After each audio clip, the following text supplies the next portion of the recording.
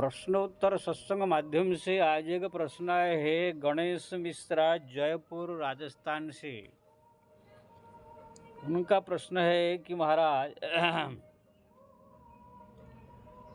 जब राम नाम जपने से भगवान का भजन करने से धन संपदा सब कुछ प्राप्त हो जाता है, लक्ष्मी के पति है भगवान, तो फिर ये जितने सब संत लोग और कुछ कथाकार लोग पैसा के पीछे पागल इतना क्यों है?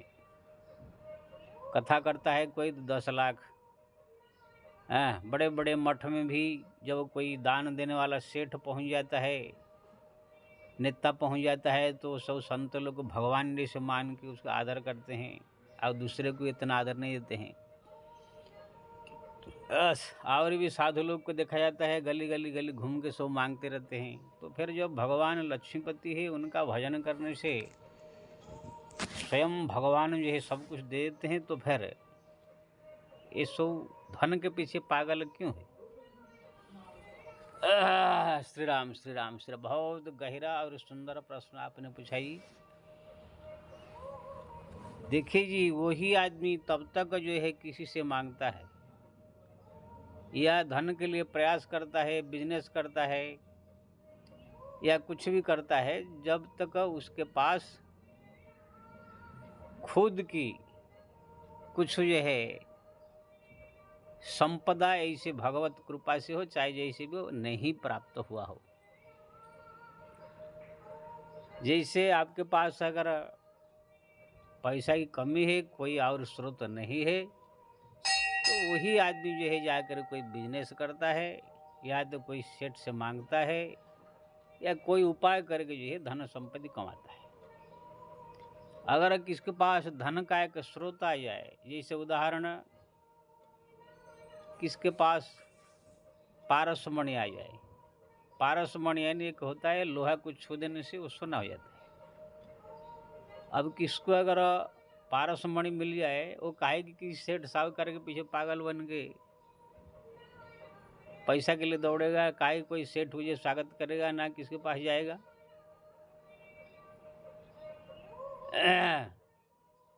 क्योंकि ना धन का स्रोत तो खुद उनके पास आ गया, लोहा को छू दो सोना हो गया, सोना अपना बेच करके पार्सल करके अपना कुछ भी कर सकते हैं। कोई आपके पास ऐसे सिद्धि आ गया जो कि पत्थर को छूने से हीरा बन जावे, सोना बन जावे, तो उनको दूसरे से मांगने की क्या जरूरत पड़ेगा। लेकिन ये सब कुछ है नहीं है, इसी कारण से जो है सब लोग जो है उसी के लिए धन के लिए प्रयास कर रहे हैं। जिसके पास ये आ गया है वो नहीं जाएगा, या तो जिसको जरूरत नहीं है वो भी नहीं जाएगा। बहुत से ऐसे हमारे संत है हिमालय में बैठे हुए भजन कर रहे हैं, या कुछ ऐसे संत हमारे समाज में भी है जो उनके लिए धन के लिए जो है इतना उनको कोई आवश्यकता नहीं है, कोई इतना प्रयास नहीं है, ना कोई बड़ा बनना चाहते हैं, भगवान के भरोसे में है, तो वो लोग प्रयास भी नहीं करते हैं। लेकिन ज़्यादा करके 99% आदमी इसके पीछे पागल है। आप देखेंगे हमारे जो पुराण शास्त्र ग्रंथों को आप पढ़ेंगे, धन भगवान ने जो है जिसको दे दिया, फिर वो किसी से मांगा नहीं। जैसे उदाहरण सुदामा जी जीवन भर पर्यंत जो है भिक्षा करते हुए खाए, भगवान का नाम जपा, राधा कृष्ण जपते थे, लेकिन भगवान ने जब कृपा कर दिया, अब इतना उनके पास संपत्ति आ गया, वो दान करते थे तो भी इधर कमी नहीं होता था। अब सुदामा जी किसके पास मांगने जाएंगे? क्योंकि ना भगवत कृपा से प्राप्त हो गया, लेकिन जब तक वो द्वारिका गए थे नहीं, भगवान की कृपा नहीं हुआ था, तब तक वो भीख मांग के खाते थे, थोड़ा सा चावल दाल के लिए प्रयास करते थे। सुग्रीव भी दर दर भटक भटक के जो है परेशान था, लेकिन जैसे उसको जो है भगवान राम ने किष्किंधा का राज दे दिया, अब उसको कहाँ भटकना है, कहाँ मांगना। विभीषण को जो है भटक रहा था इधर उधर, उसको भी लंका का राज दे दिया। ध्रुव जो है इधर उधर जो है परेशान था, गोद से भी निकाल दिया गया उसको भगवान ने जो है 36,000 वर्ष का राज दिया, ध्रुव लोग को दिया। वो काहे को दूसरे के पास मांगेगा, भटकेगा। प्रहलाद को भी भगवान ने राजगद्दी दी। हमारा कलयुग में अगर आ जाए, तुलसीदास जी के पास इतना शक्ति था, वो पारसमणि उनके पास था तो भी वो ग्रहण नहीं करते थे। एक बार जो पंडित जी आया, बोला महाराज मेरे 7 लड़की है, शादी करना है, लेकिन मेरे पास पैसा नहीं। तुरंत तुलसीदास जी गंगा जी को स्मरण किया तो गंगा जी में एक पारसमणि तैरते हुआ, बोला कि इसको लो, लोहा छुला के सोना हो बनाओ, फिर शादी करो, फिर वापिस दे देना। ऐसे ऐसे थे। तो ऐसे लोग को जाकर के सेठ से मांगेंगे, जो गंगा जी को प्रार्थना करने से पारसमणि में मिल जा रहा है, वो कि सेठ से क्या मतलब रखेंगे।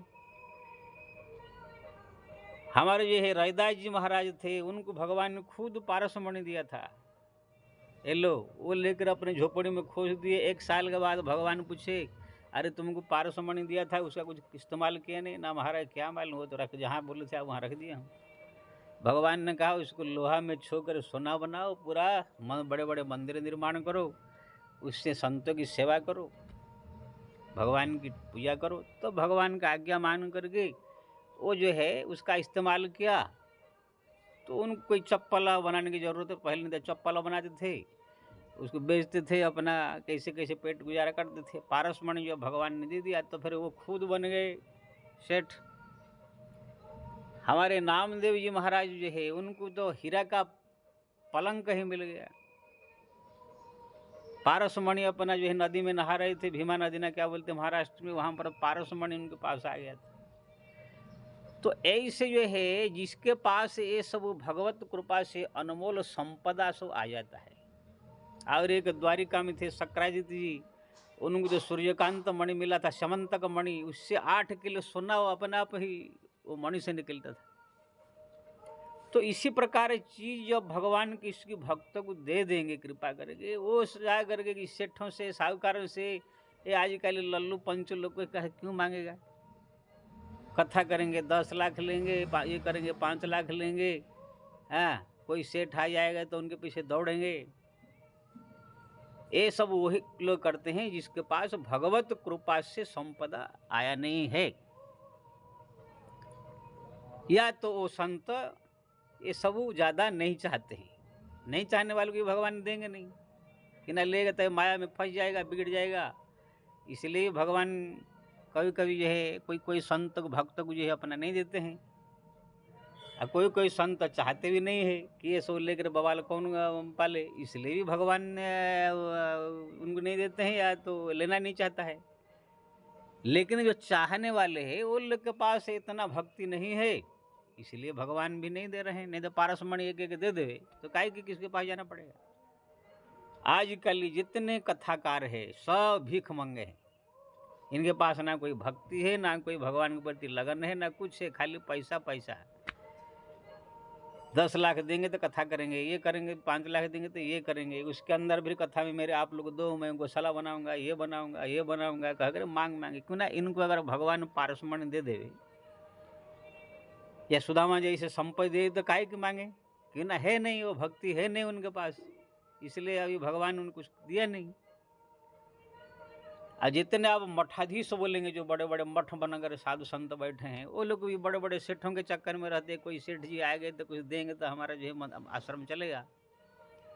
इसलिए कोई सेठ जब आकर आश्रम पहुंचता है तो खुद महंत दौड़ करके उनको जो है, कोई भगवान जैसे आगे स्वागत करते हैं, उनके लिए जो है बिछाते हैं, सब जो है एकदम बड़े बड़े स्वागत का। वो भी सोचता है कि तो मेरे को जैसे कोई भगवान आ गया स्वागत कर रहे हैं, वो भी समझ लेते कि सब पैसा मांगने वाले हैं।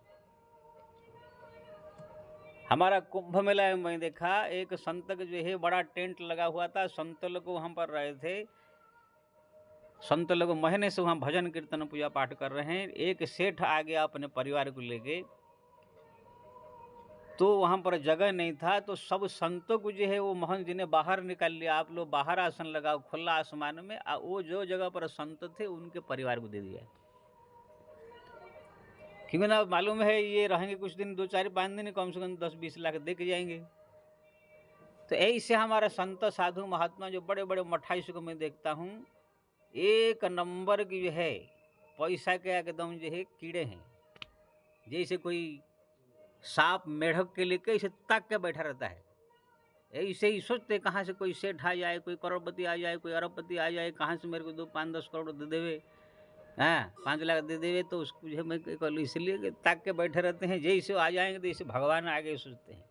ऐसे बड़े बड़े मठाई से मैं देखा, हरिद्वार, ऋषिकेश से लेकर बम्बई से लेके गुजरात से लेके हर एक जगह, तो ये लोग कोई भगवान का भजन करते नहीं, कोई भगवान की कृपा उपा है नहीं। किसी को जो है गुरु के जो आश्रम था, गुरु परंपरा से वो आश्रम मिल गया, थोड़ा जमीन का आश्रम है, उसी से कैसे कैसे चला रहे हैं। कुछ लोग कहाँ से सेठ फेठ कुछ दान दिए, उससे छोटा मोटा बना करके उसी से अपना चला रहे हैं। हाँ, किसके जो है पहले ज़माने के 100 साल पहले जो राजा महाराज कुछ दान धर्म कर दिए थे, जमीन फमीन, उससे खेती बाड़ी से कुछ आ रहा है, उसी से वो चल रहा है। लेकिन इसी समय जो है कोई एक भी भारतवर्ष में नहीं है जो कि भगवान की कृपा किसके ऊपर हो गया है और कृपा से उसको कोई पारसमणि या कुछ ऐसे चीज़ मिल गया है जिससे किसी को मांगने का ज़रूरत नहीं, कि किसी को कहने का ज़रूरत नहीं, अपने आप ही सब उसमें से धन संपत्ति पैदा हो रहा है। ये सब संत आजकल देखने को मिलते नहीं। अब जो रामदेव की बात कहोगे, वो बड़ा संत, एक नंबर की भी भिखमंगा है, बिजनेसमैन है। वो कौन संत ना साधु ने क्या है, बस दरिद्र घर में पैदा हुआ था, पैसा रुपया के पीछे तो देखा नहीं था कभी, जब देखा तो पागल हो गया है पूरा। पैसा पैसा पैसा पैसा पैसा कर रहा है। उनको ना कोई भगवान से मतलब, ना कोई भक्ति से मतलब, ना कुछ है। आर्य समाजी है वो तो भगवान की पूजा पाठ भी नहीं करते हैं, ना मंदिर में जाते हैं। हाँ, तो कहने का मतलब है साधु संत महात्मा को भी देखो, जितने मठाधीश है सब पैसा के पीछे पागल है, सेठों के पीछे पागल है, कथाकार लोग जो है पैसा के लिए पागल है, सब भीख मंगे। अब बाकी रह गया हमारे साधु संत जो घूमते टहलते रहते हैं, वो सब तो साधारण है। वो लोग का ना खाने का ठिकाना है, ना रहने का ठिकाना, क्या करेंगे वो लोग भी। भोजन भोजन कोई आश्रम में मिल जाता है तो खर्चा पानी नहीं है तो जाए उससे मांग लेते हैं, उससे मांग लेते हैं। आश्रम घूम कर कोई दक्षिणा फछड़ा मांगते हैं, कोई दुकान में जाकर कुछ मांग लेते हैं। ये लोग तो और दरिद्र है। तो ये जितने सब जो है पैसा के पीछे पागल है, सब अपना धंधा खोल के बैठे हैं, मांग रहे हैं, ये सब ये कोई भगवान के प्रति विश्वास नहीं है, ना भगवान के प्रति भरोसा है, ना भगवान की कोई कृपा है इनके ऊपर। किसको गुरु प्रदत्त तो संपत्ति मिल गया, आश्रम मिल गया, कोई सेठ कुछ दिया अपना बना दिया है, कुछ अपना भटक रहे हैं, सब खाली पैसा। इस समय हमारा भारतवर्ष में क्या साधु, क्या संत, क्या कथाकार, क्या पंडित, सब खाली कहाँ से मिल गया, पैसा पैसा पैसा पैसा पैसा। पहले तो संसारिक लोग पैसा के लिए पागल होते थे, आजकल ये सब भी। इसलिए तो आपने पूछा था क्यों पागल है, क्योंकि ना ये लोग के पास वो भक्ति नहीं है जिससे कि भगवान ने कृपा करके कोई पारसमणि या कोई बहुत बड़ा हीरा या कुछ ऐसे अक्षय संपत्ति दे देवे जिससे कि कितने भी खर्चा करो उसमें से खत्म न होवे। ऐसे कोई चीज वो लोग को नहीं मिला है, कोई और रास्ता है नहीं। इसलिए सेठ साहूकार ये सब बिजनेस मांग करके अपना कैसे कैसे चला रहे हैं।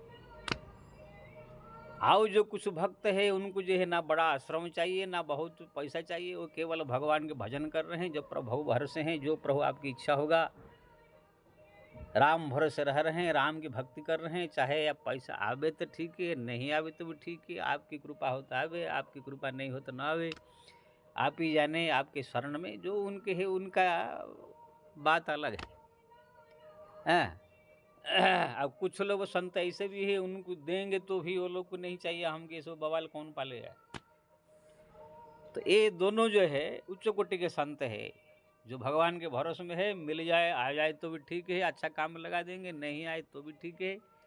ये जो है एक अच्छा क्वालिटी के संत है। और दूसरे जो मिले तो भी है, सो बवाल कौन पालेगा। सब बड़ा बड़ा आश्रम बना करके बवाल पाल के कौन इसमें फंसेगा, लोगों का भीड़ लगाएगा। ये सब बवाल में जो फंसना न फंस करके जो है अपने भक्ति बचाना चाहता है, वो उस और उच्च कोटि के संत भक्त माने जाएंगे। बाकी सब जो ये सब बवाल पाल के बैठे हैं, सब ये लोग कोई भक्त नहीं है ना कोई संत है। ठीक है भाई, वेश बनाए हैं, कैसे कैसे चल रहा है।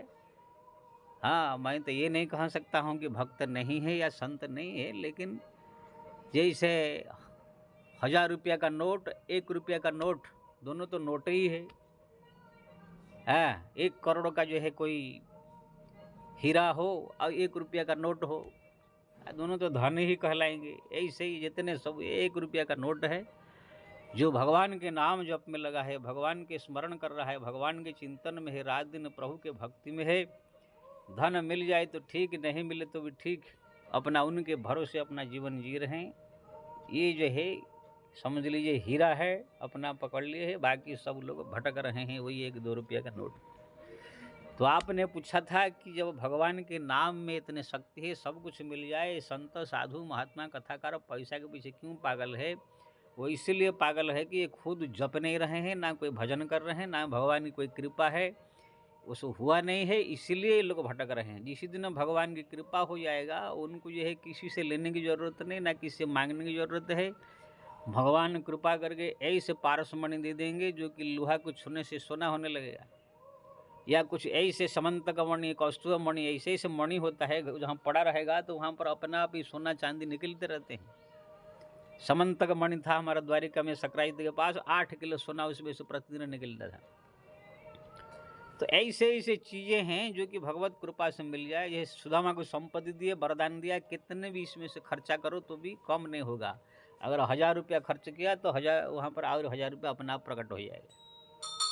तो ऐसे भगवत कृपा अभी तक किसी के ऊपर हुआ नहीं है, इसीलिए सब भटक रहे हैं।